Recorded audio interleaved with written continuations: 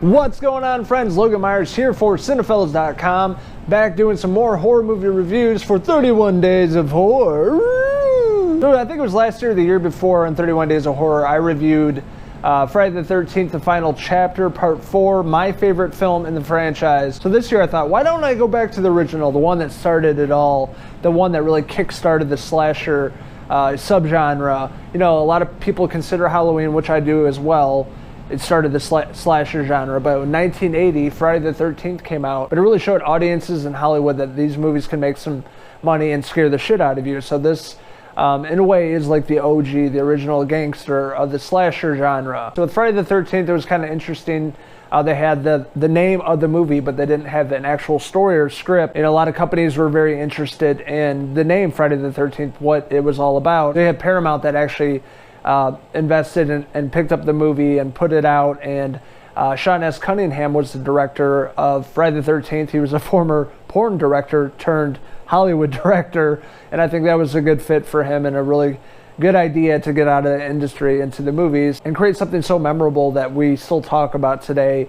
And one of the most iconic characters being the Voorhees and Jason Voorhees. Friday the 13th from 1980 was the beginning of a very massive franchise with a lot of films. I think there's like 10 or 11 Friday the 13th movies. So it really kick-started it off. So the film, the setup, there's not really much to the story in this film. We have camp counselors making their way to Camp Crystal Lake, or as they call it, Camp Blood, from all these occurrences and murders happening.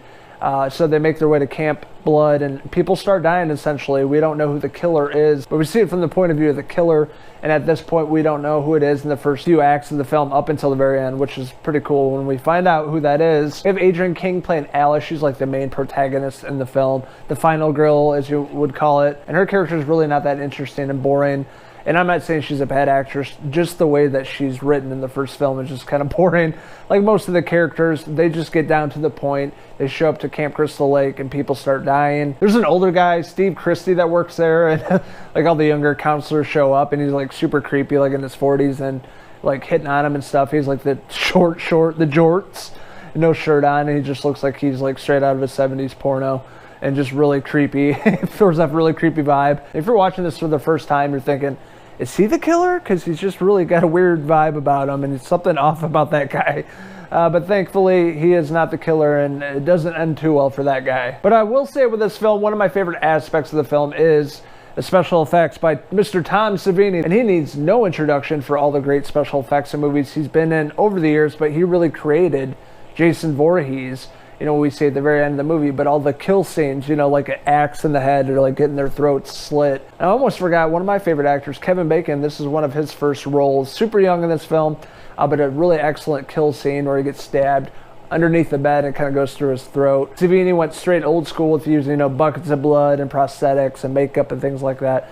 And I really appreciated that. It was one of the best parts of the movie. Another part of the film I really enjoy is when you see, you know, from the viewpoint of the killer, you see their arm, you know, like in the woods, you know, looking out at the counselors and things like that. And then when they're going in for the attack, there's like that really amazing music. It's like, dee, dee, dee, dee, dee, dee, dee. It reminded me much like Psycho. But leading up until the very end, we end up finding out who the killer is. And yes, it's Mrs. Voorhees.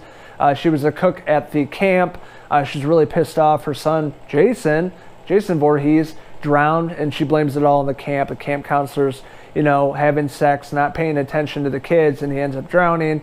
So all these years later, she keeps coming back. I remember watching that as a kid. I'm like, wow, that's something you wouldn't guess. You wouldn't predict that, you know, a mom of a kid would be the killer that's going around killing all these teenagers, these counselors. And I thought it was really well done in terms of the story and the script and how they made the killer, you know, the mom, Mrs. Voorhees, played by Betsy Palmer, really fantastic actress, and one of the best performances in the film for sure, one of the most memorable, of her showing up at the end in her sweater, and like, you don't expect that, and it kind of throws you off as an audience, like somebody that would seem sweet and sincere, a mom, and then setting up Jason Voorhees with probably one of the most memorable endings of a horror movie for sure, with Alice out on the water in the canoe, and then young Jason Voorhees coming out of the water. Again, Tom Savini crafting and making Jason Voorhees with the prosthetics and how he's deformed and things like that. And young Jason Voorhees was played by Ari Lyman. We actually met him at a horror convention in Chicago. If I find a picture, I'll put it right up here. So that was really cool, a young Jason Voorhees introducing that character and then seeing how Jason wreaks havoc on Camp Crystal Lake over the next how many films. In each movie they put out, Jason becomes more out of this world, more supernatural, unstoppable force, and really setting up tons and tons of great kill scenes in the other films, and I really want to dive into those other movies and talk about those. But the first Friday the 13th movie, I watched it on Friday the 13th not too long ago. First time I watched it in a long time, and in terms of the story, a lot of the characters is pretty boring. It gets straight to the point of them dying, figuring out who the killer is. But I really think the third act is the strongest part in the movie.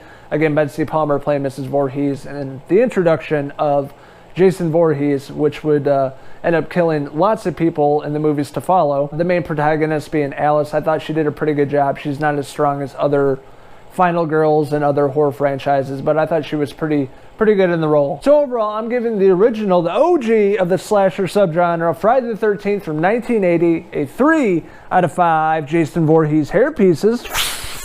So what did you guys think of the original Friday the 13th? What did you like about it? What didn't you like about it? What's your favorite movie in the franchise? Let us know in the comments below, and don't forget to hit subscribe. This is Logan Myerz signing out from Camp Crystal Lake. Until the next horror movie review on 31 Days of Horror. Cheers!